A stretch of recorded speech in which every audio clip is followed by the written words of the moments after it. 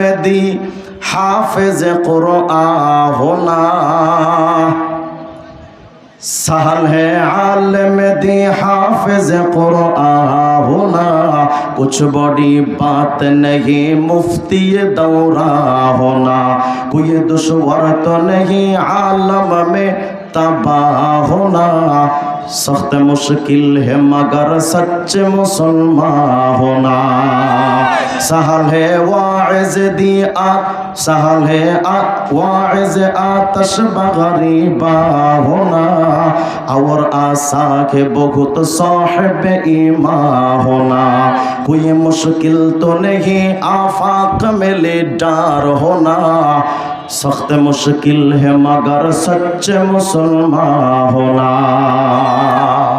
आलम हवा तो सहज हाफिज साहेब हवा सहज যুগের বিরাট বড় মুফতি আজম হওয়া সহজ বড় বড় লিডার হওয়াও সহজ কিন্তু সত্যিকারের মুসলমান হওয়াটা বড় কঠিন এটা আজীব জিনিস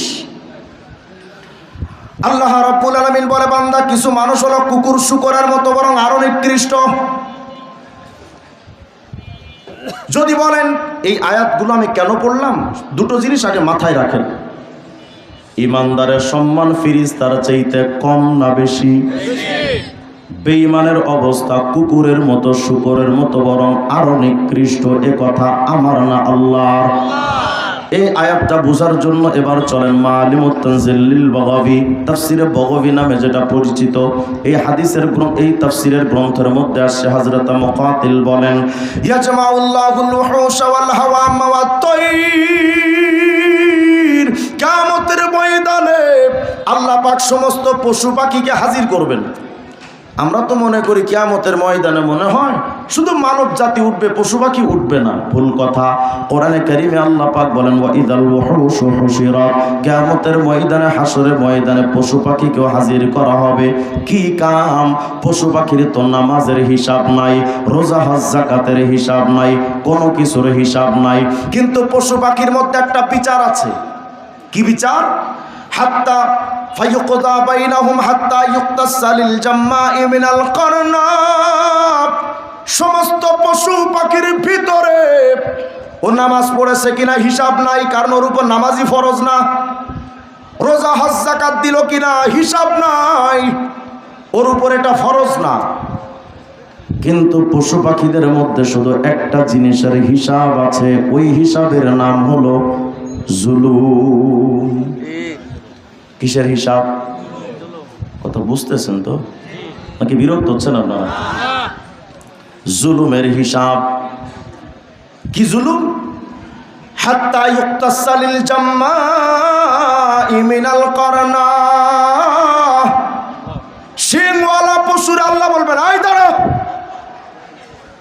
আর দুর্বল পশুরে বলবেন এই কিয়ামত আজকে তুমিও একটু দাঁড়াও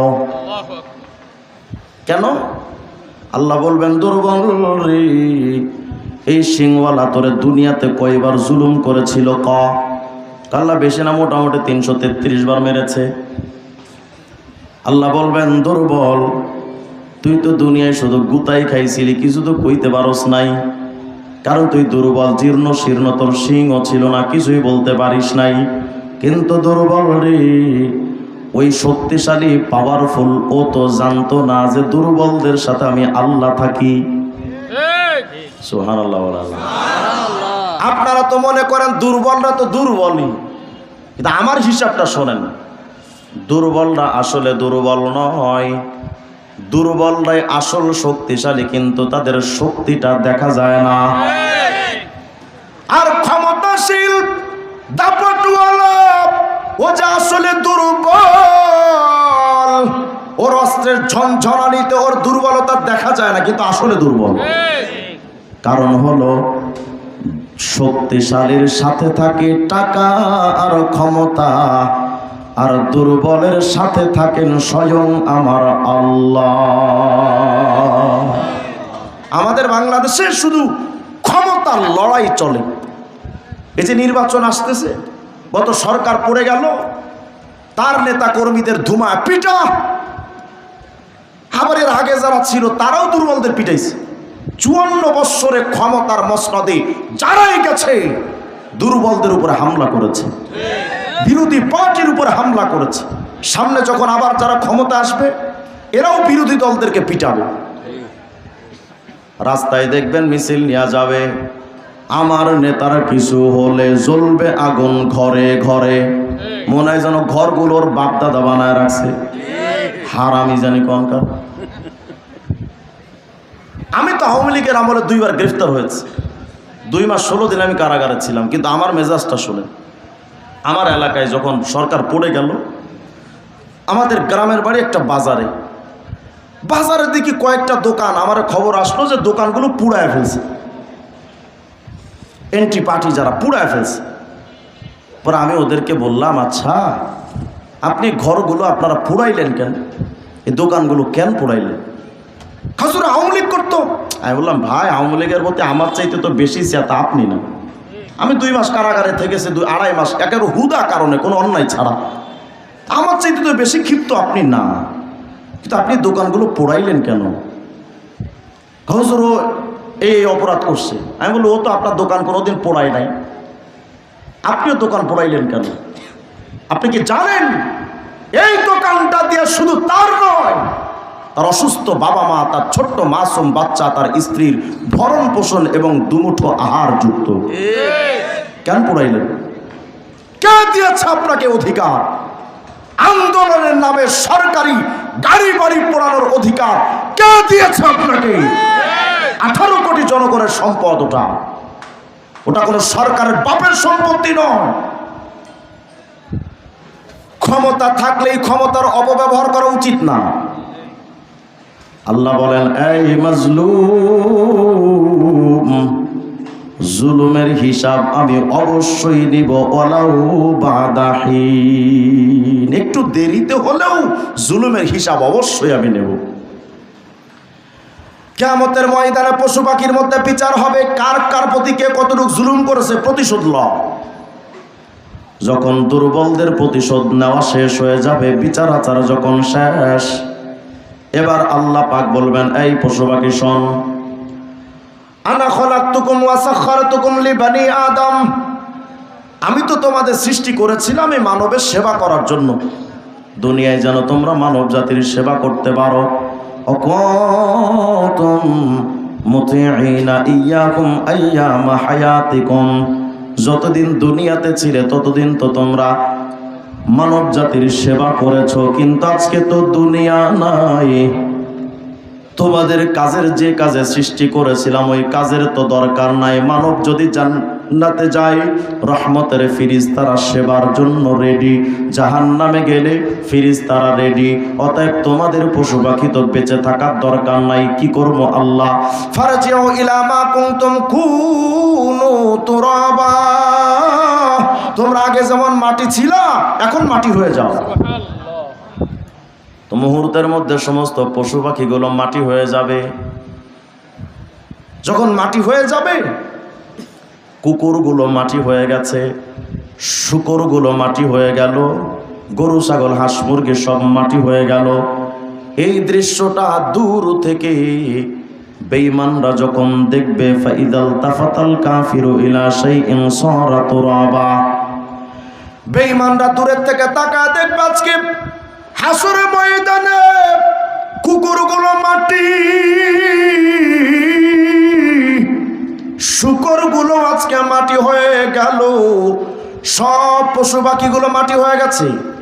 কিন্তু বেঈমান তাকায় দেখবে নিকৃষ্ট পশুগুলো মাটি হয়ে গেছে, ওদের তো আর শাস্তি নাই, বিচার আচার নাই, জাহান্নামও নাই।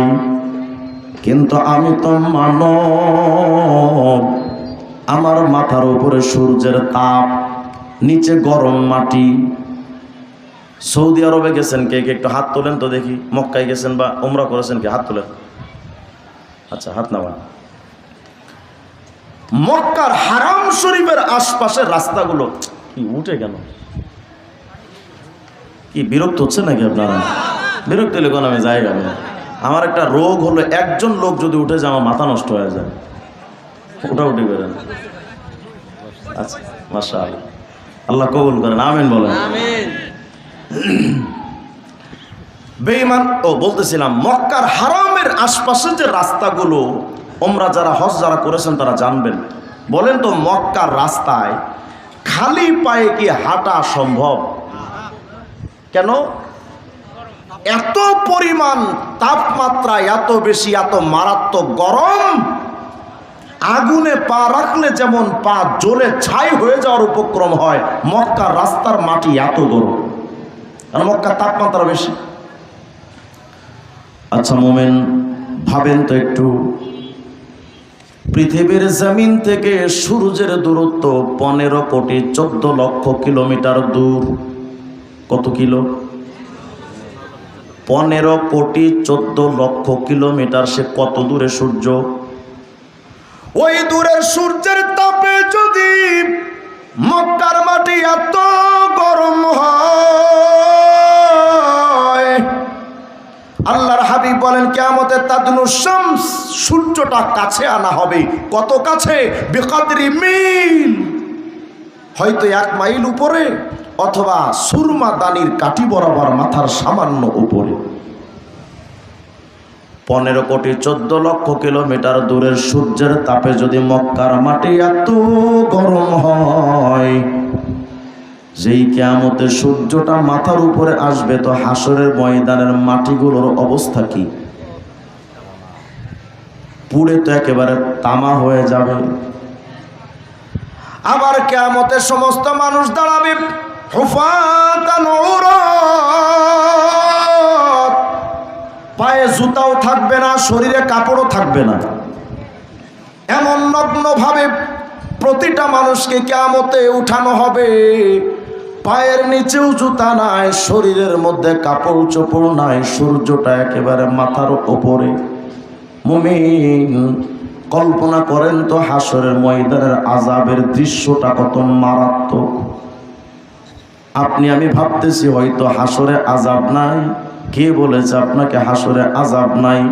হাসরের ময়দানের আযাবটা সহ্য করতে না পেরে আল মুস্তাদরাক আলা সহিহাইন লিল হাকিম একটা হাদিস এসেছে, বেঈমানরা বলেই ফেলবে, ও রব লিইরসালিকা বি ইলান নার আইসারু আলাইয়া মিম্মা উলকি, আল্লাহ প্রয়োজনে আমাদেরকে জাহান্নামে দিয়ে দেন, তবুও হাসরের আযাব থেকে বাঁচায় দেন। কল্পনা করেন তো হাসরের ময়দানে কি পরিমাণ আযাব হলে বেঈমানরা এটা বলে ফেলবে। বেঈমানরা যখন দেখবে যে আমার আজকে উপায় নাই, এখন এই তো শাস্তিতে আছি, সামনে আবার জাহান্নাম, কোনো উপায় নাই, ওদিক থেকে জাহান্নাম হুঙ্কার ছাড়বে, ও আল্লাহ হালবিম মাজিদ, আর নাই থাকলে সুদখোর কই, ঘুষখোর কই, হারামখোর কই, বেঈমান বুদ্ধিজীবী নাস্তিক্যবাদ কই, আমি জাহান্নাম রে দেন, আমার পেটে অনেক ক্ষুধা। আরেকটা হাদিস আপনাদের আজীব একটা হাদিস শোনায়া যায়। সরওয়ারে দো আলম বলেন, ইয়াখরুজু উনুকুম মিনান নার, কিয়ামতের ময়দানে জাহান্নাম থেকে একটা গলা বের হবে, গলা। লাহু লিসানুন ইয়ানতিক, ওই গলাটার একটা জিহ্বা থাকবে, যে জিহ্বা দিয়ে সে কথা বলবে। ওয়ালাহু আইনান তুবসিরান, দুইটা চোখ থাকবে, দুইটা চোখ দিয়ে হাসরবাসীরে দেখবে। ওয়ালাহু উযুনান তুবসিরান ওয়ালাহু উযুনান তাসমাআন, দুইটা কান থাকবে, যে দুটো কান দিয়ে দৃশ্যগুলো, সব আওয়াজগুলো শুনবে। এই গলাগুলো বের হয়ে বলবে, এই হাসরবাসী শোনো, উকিলতু বিসালাসা, 3 প্রকার মানুষের জন্য আমি আজকে নিয়োজিত, তাদেরকে গিলে গিলে খাবো, গিলে খেয়ে জাহান্নামের মধ্যে আমি তাদেরকে উগড়ে ফেলবো। 3 প্রকার মানুষকে আজকে আমি গিলবো। 1 নাম্বার মানিদ্দা মাআল্লাহি ইলাহান আখর, ওই মানুষগুলোরে গিলে খাবো যারা আল্লাহর সাথে শিরিক করত, ওই মানুষগুলোরে গিলে খাবো যারা আল্লাহর কাছে সন্তান না চাইয়া বাবার মাজারে গিয়া সন্তান চাইতো, ওই মানুষগুলোরে গিলে খাবো যারা বাবার পায়ে সেজদা দিত, আল্লাহর পাকের সেজদার পরিবর্তে বাবার পায়ে সেজদা, ওই মানুষগুলোরে আমি আজকে গিলে খাবো। যেই মানুষগুলো বাবার কাছে গিয়া বলতো বাবা ভাগ্য পাল্টায়া দে। আপনাদের ফরিদপুরে তো মনে হয় এই অনুসারী নাই। বাবার কাছে গিয়া কয় বাবা ভাগ্য পাল্টায়া দেন, বাবার কাছে গিয়া সন্তান চাই, বাবার কাছে সুস্থতা চাই, মামলা হইলে বাবার কাছে সমাধান চাই। বলেন তো সব কিছু চাওয়ার জায়গা কার কাছে? অন্য কারো কাছে যাওয়া যাবে? বাবার কাছে গিয়া যারা শিরিকের মধ্যে লিপ্ত হয়ে যায়, ওই গলাটা বলবে শোনো আমি এমন মানুষকে গিলে খাবো যারা আল্লাহর সাথে শরিক করেছে। 2 নম্বর ওয়াবিকুল্লি জব্বারিন আতীদ, ওয়াবিকুল্লি জব্বারিন আনীদ। যেই নেতারা প্রভাবশালী দাম্ভিক নেতারা অন্যের উপরে জুলুম করত তাদেরকেও গিলে খাবো।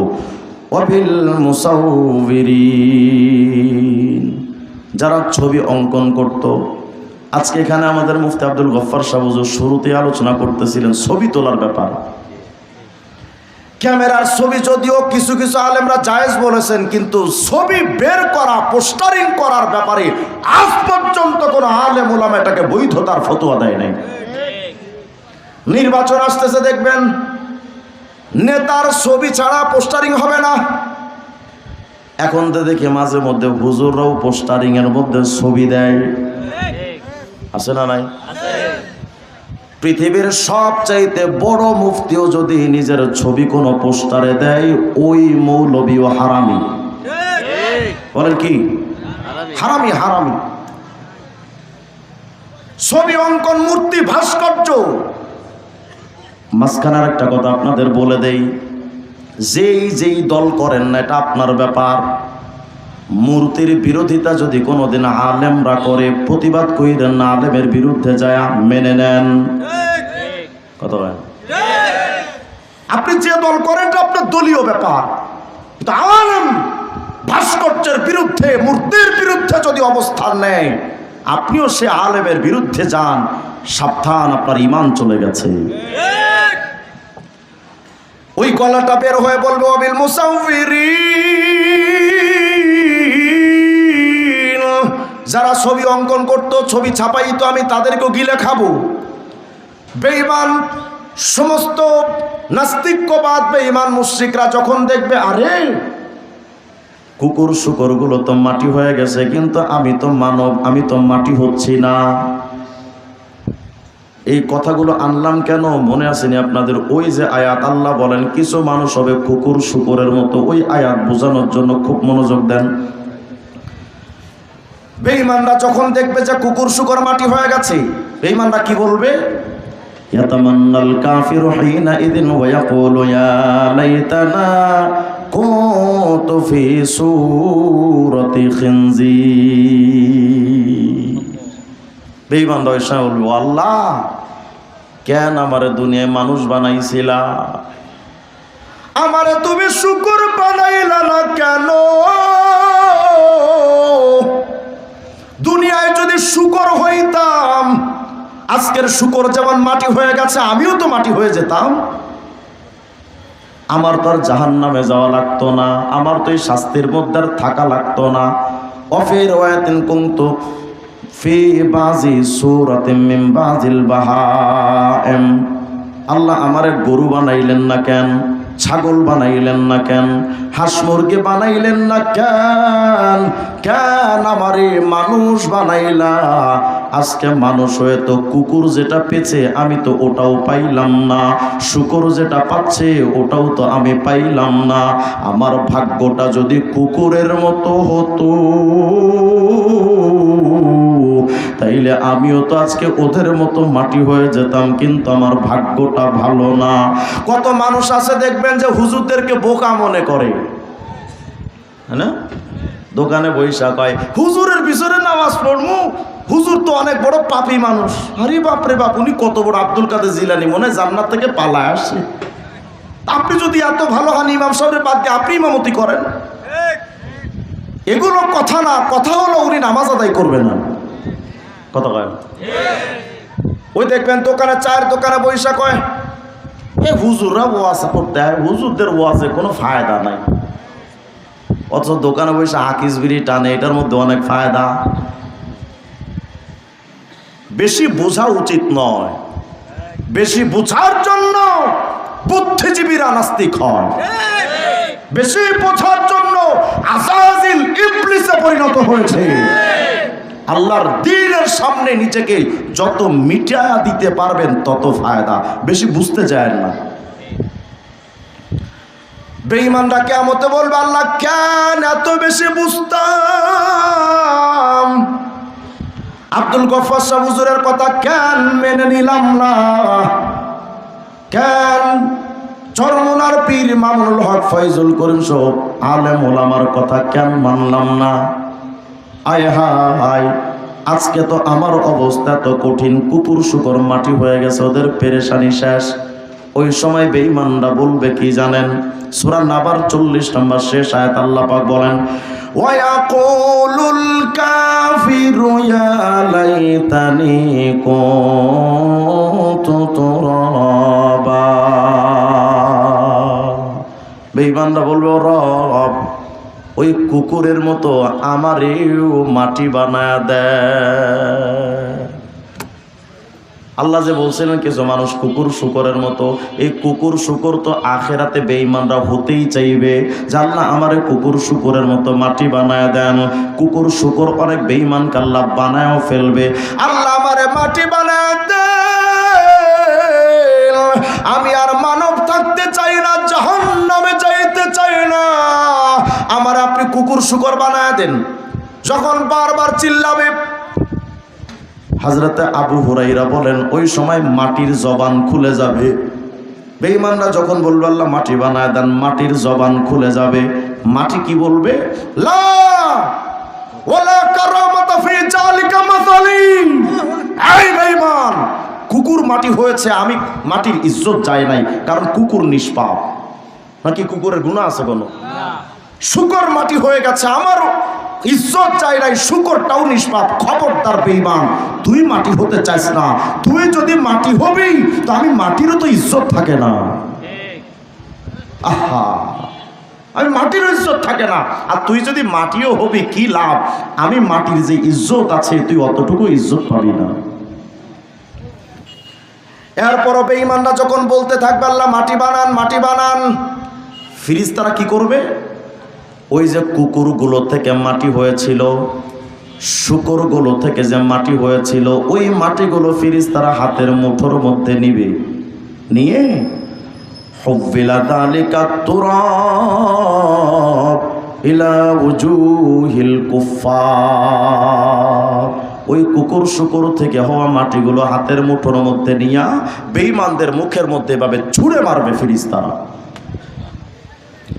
এজন্য সূরা আবাসার 38 থেকে 41 নম্বর আয়াত আল্লাহ বলেন, উজুহু ইয়াউমাইযিন মুসফিরা দাহিকাতুম মুস্তাবশিরা ওয়া উজুহু ইয়াউমাইযিন আলাইহা গাবারা তারহাকুহা কাতারা। আল্লাহ পাক বলেন কিয়ামতে কিছু মানুষের চেহারা হবে উজ্জ্বল, আলোকিত। কাদের চেহারা? হযরত আব্দুল্লাহ ইবনে আব্বাস বলেন ইয়াউমা তাবিয়াদু উজুহু আহলি সুন্নাতি ওয়াল জামাআ।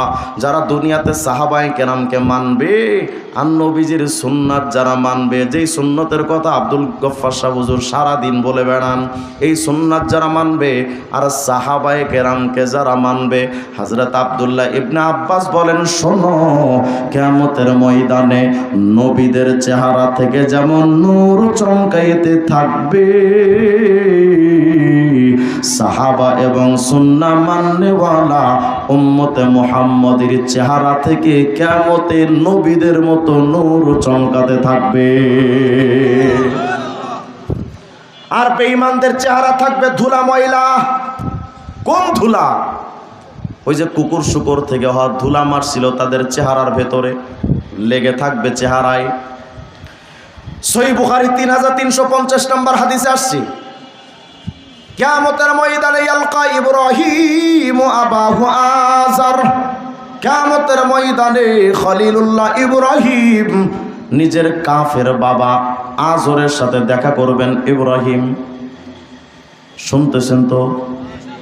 ইব্রাহিম আলাইহিস সালাম নিজের বাবা আজরের চেহারার দিকে তাকাবে, ওয়ালা ওয়াজহে আজার গাবারাতু ওয়া কাতারা, তাকায় দেখবে ইব্রাহিম তার বাবার মুখে ওই ধুলো ময়লাগুলো লেগে আছে,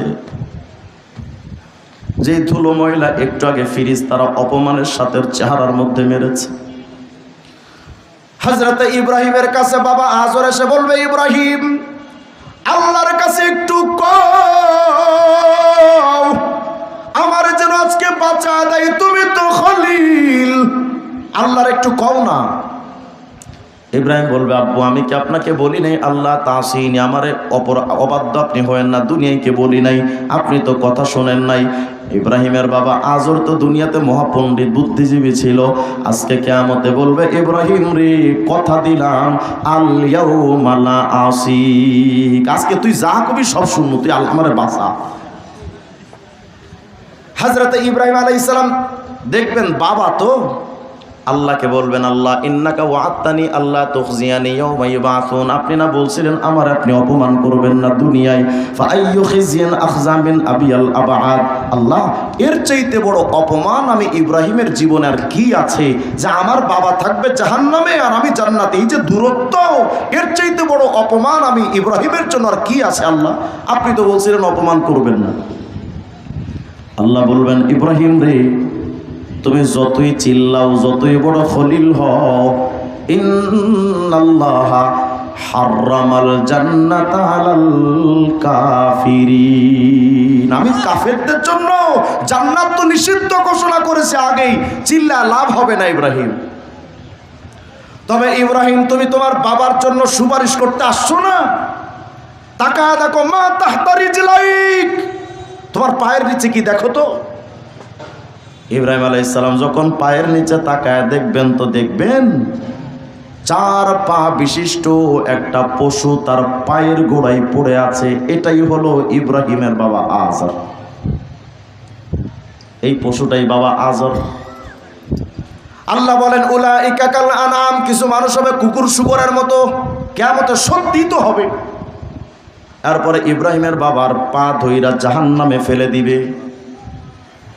জাহান্নামে যখন বেঈমানরা যাবে, এক আজীব তথ্য আপনাদেরকে শোনাই, বিরক্ত হবেন না আপনারা, বিরক্ত হচ্ছেন নাকি?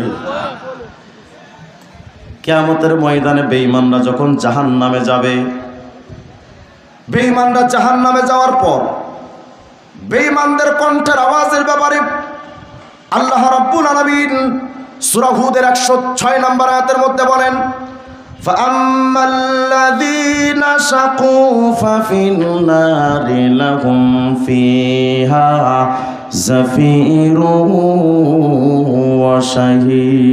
وَشَهِيقٌ।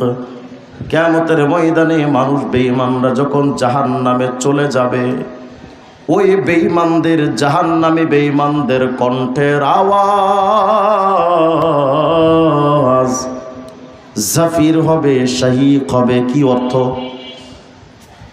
তাফসীরের কিতাবের মধ্যে ইবনে আব্বাসের তাফসীর আসছে এ ব্যাপারে।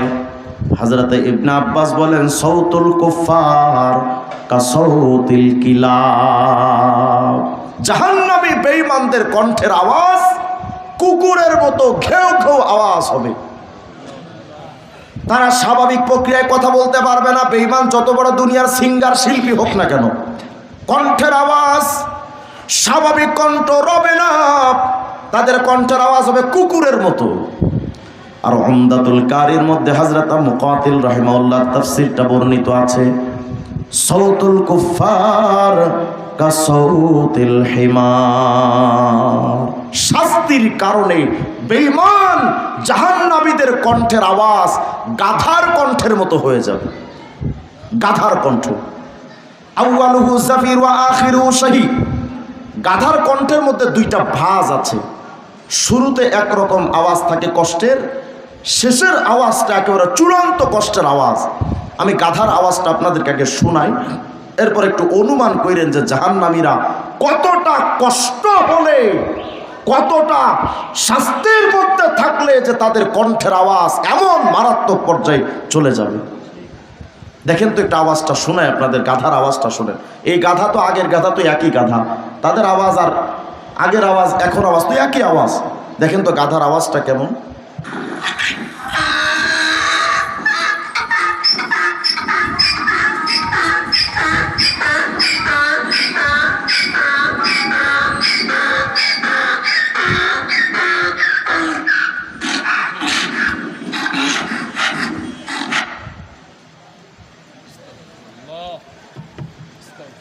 কি বুঝলেন? কতটা শাস্তি দেওয়ার পর জাহান্নামীদের কণ্ঠের আওয়াজ এই গাধার কণ্ঠের মতো হবে। মিয়া ভাই, হাসতে খেলতে তো জীবন চলে যাচ্ছে। মুরব্বী, 50-60 বছর আপনার জীবন থেকে অতীত হয়ে গেছে, আজও পর্যন্ত জাহান্নাম থেকে বাঁচার মতো ফিকির আপনার আমার আসেনি। বাজার এখানেই কত মুরব্বীরা বসে আছেন, 60 বছর জীবন এসে একটা রাত আল্লাহ পাকের মহব্বতে তাহাজ্জুদে কাটায় না। অনেক মুরব্বী এখানেও পাওয়া যায়।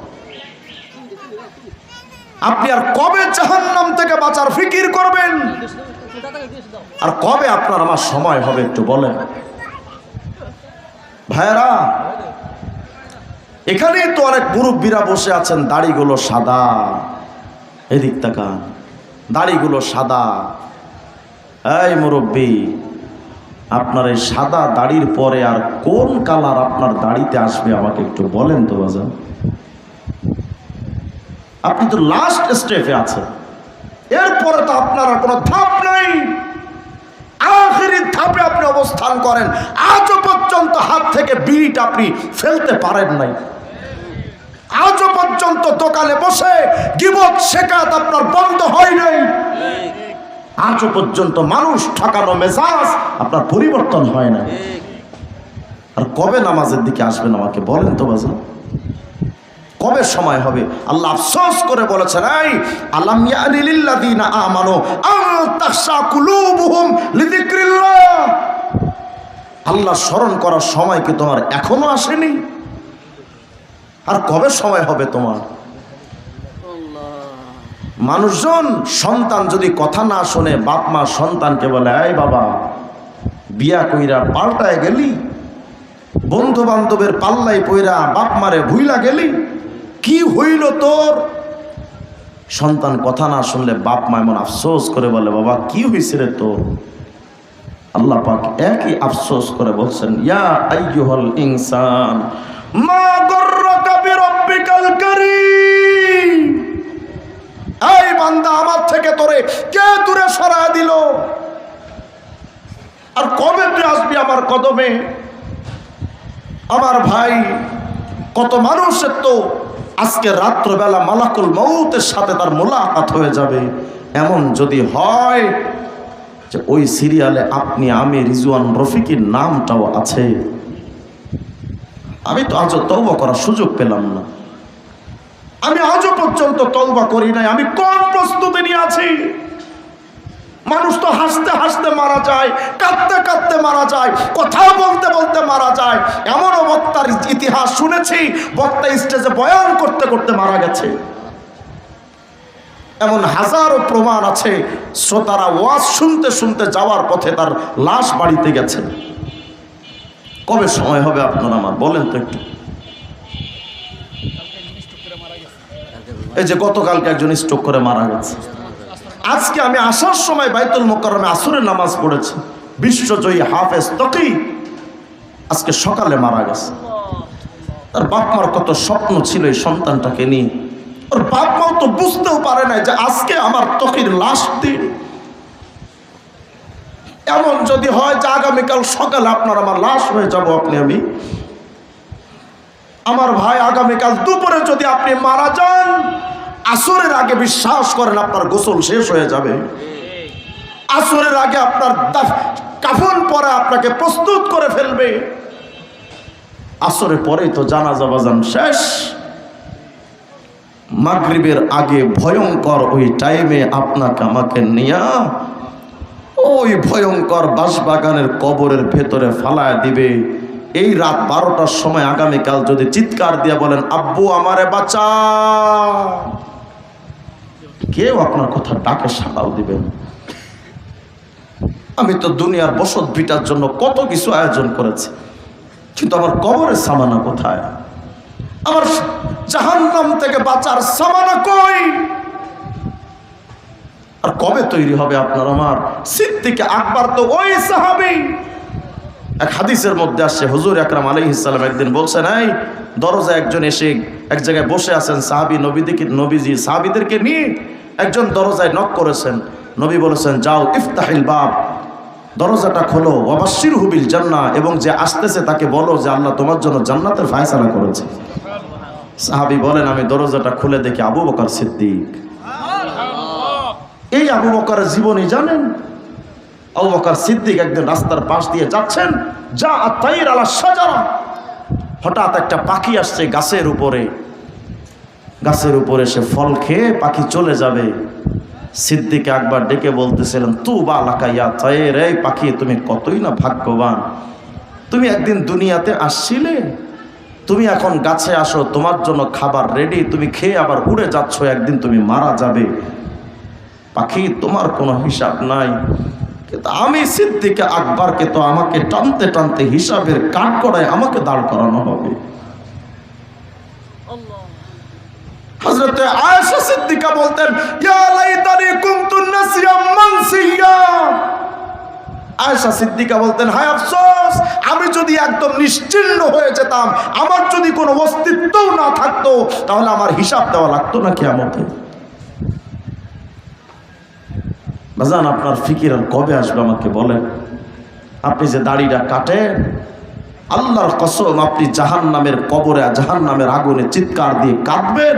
যে বিবি আপনাকে দাড়ি কাটতে বলেছিল, যে বন্ধু বান্ধব, যে প্রেমিকা আপনাকে দাড়ি কাটতে বলেছিল, তার নাক ডেকে ঘরে ঘুমাবে, আর তুমি চিৎকার দিয়ে দিয়ে কাঁদবে, তোমার পাশে কেউ যাবে না, কেউ যাবে না। আল্লাহকে ওয়াস্তে আপনি যদি বলেন যে রিজওয়ান রফিকি হুজুর আপনি আসেন, আমি বসে আছি, আমার পায়ে ধরেন, আমি আর দাড়ি কাটবো না, নামাজ ছাড়বো না, আল্লাহর কসম আপনি বলেন, আমি নিজে আপনার পায়ে হাত রেখে বলি, আল্লাহকে ওয়াস্তে নামাজটা ছাইরেন না। বাজার মা বোনের আর পর্দাটা ছাইরেন না। প্রতিটা নজর পরপুরুষ তাকায়, একবার একটা নজর কোনো মহিলার দিকে পরপুরুষ দিলে একটা কবিরা গুনাহ, ৭,০০০ বছর জাহান্নাম। হাদিসের মধ্যে আসে, হুজুর আকরাম বলেন, জাহান্নামীদেরকে যখন কবরে রাখা হবে, বেঈমান গুনাহগারদের কবরে ৯৯টা সাপ নিযুক্ত করে দেওয়া হবে। এক একটা সাপের, প্রত্যেকটা সাপের আবার ৭টা করে মাথা থাকবে, বিষাক্ত মাথা। আমার ভাই, জীবন পরিবর্তনের জন্য সারা রাত ওয়াজের দরকার নাই বাজান, এত লম্বা টাইম ওয়াজের কোনো দরকার নাই। শুধু একটু এই বিবেকটাকে একটু জাগ্রত করেন যে আমি তো আজকেও মারা যেতে পারি, আমি তো কালকে কবরস্থ হতে পারি। আপনাদের পাশের বাজারে কতগুলো কাফনের কাপড় আসছে, আপনার কি বিবেক নাড়া দেয় না? এই কাফনের কাপড়গুলো তো এই এলাকার মানুষের জন্য আসে, হতে তো পারে যে আপনার জন্য আসে। আল্লাহ আমার ভাইদেরকে বুঝ দান করেন, আমাদের সবাইকে আল্লাহ পাক হিদায়াতে কামেলা দান করেন, তওবা ওয়ালা জিন্দেগি দান করেন। আল্লাহ পাক যেন আখিরাতে জাহান্নাম থেকে মুক্তির আমল করে আরিফ বিল্লাহ আশিক ইলাহি হওয়ার তৌফিক দান করেন, বলেন আমিন। আজকের মাহফিলটা যেখানে হলো আপনারা খুশি না বেজার? আচ্ছা বলেন তো, আজকে এখানে যে আলোচনাগুলো হয়েছে সেই সন্ধ্যার পর থেকে এখানে কোনো ফালতু আলোচনা হয়েছে? বিভিন্ন মাহফিলে তো দেখা যায় বক্তার এসে নেচে গিয়ে হেসে দু একটা কেসা কাহিনী, দু একটা আনন্দ উল্লাস আর কৌতুক করে চলে যায়। আলহামদুলিল্লাহ, মাদ্রাসা কওমি মাদ্রাসার আলেমদের একটা স্বভাব হলো যে তারা চান জাতির একটু পরিবর্তন আসুক। এই যে মাদ্রাসার আজকে মাহফিলটা আয়োজন করেছে, আপনাদের উপকার হয়েছে না? হয়েছে কিনা? আজকের এই মাহফিল থেকে, মাদ্রাসা থেকে 25 জন ছাত্র হাফেজ হয়েছে। আলহামদুলিল্লাহ বলবেন না? ঢাকা শহরে অনেক বড় বড় মাদ্রাসায় 25 জন ছাত্র হাফেজ হয় না। আমি আমার নিজের চোখে দেখেছি, অসংখ্য বড় বড় মাদ্রাসায় 8 জন 10 জন 6 জনের মধ্যে শেষ হয়ে যায়। এই একটা মাদ্রাসায় 25 জন ছাত্র হাফেজ হয়েছে। এটা তো আপনাদের জন্য একটা চান কপাল, যেমন একটা মাদ্রাসা আপনাদের অনুদানে আল্লাহ পাক চালিয়ে নিচ্ছে। এটা আপনাদের ভাগ্যের ব্যাপার। এই মাদ্রাসার জন্য যখন যে হাজত আসে পাশে থাকবেন না ইনশাআল্লাহ? আমি আপনাদের এই মাহফিল নিয়ে আলহামদুলিল্লাহ আপনাদের হুজুর সহ আমি সাধারণত গত বছর 400 মাহফিল করছি। কিন্তু আসলে কিছু কিছু মাহফিল আমাদের হৃদয়ে লেগে থাকে, মাহফিল কর্তৃপক্ষের আচরণ এবং ভালোবাসা। আপনাদের এই মাহফিলে আমি নেওয়ার পর গত কয়েকদিন আগে আসছিলাম এই পাশে এক মাহফিলের জন্য। হুজুরদের আন্তরিকতা, আজকে হুজুরদের আন্তরিকতা, ভালোবাসা আমাকে মুগ্ধ করেছে যে এই মাদ্রাসার ছাত্ররা এমনিতেই যোগ্য হয়ে গড়ে ওঠে না, এখানকার প্রত্যেকজন স্টাফ এক একজন কর্মঠ এবং যোগ্য ব্যক্তি। আলহামদুলিল্লাহ। এই মাদ্রাসার পাশে থাকবো তো ইনশাআল্লাহ সবাই। আমি শুনেছি এই মাদ্রাসার ছাত্ররা বোর্ডে স্টান করে, পুরা বাংলাদেশে যারা 1 নাম্বার 2 নাম্বার সিরিয়ালে যায়, পুরা বাংলাদেশে 1 নাম্বার 2 নাম্বার হয়, তার মধ্যে এখানেও মাদ্রাসার ছাত্ররাও আছে। এমন একটা মজবুত মাদ্রাসার পাশে সর্বদা থাকবো না ইনশাআল্লাহ। আল্লাহ তাআলা আমাদের সবাইকে কথাগুলোর প্রতি আমল করার তৌফিক দান করেন, বলেন আমিন। দুরূদ শরীফ পড়ি। আল্লাহুম্মা সাল্লি আলা মুহাম্মাদ। কালকে একজন হাফেজ মৌলানার বাপ মারা গেছে।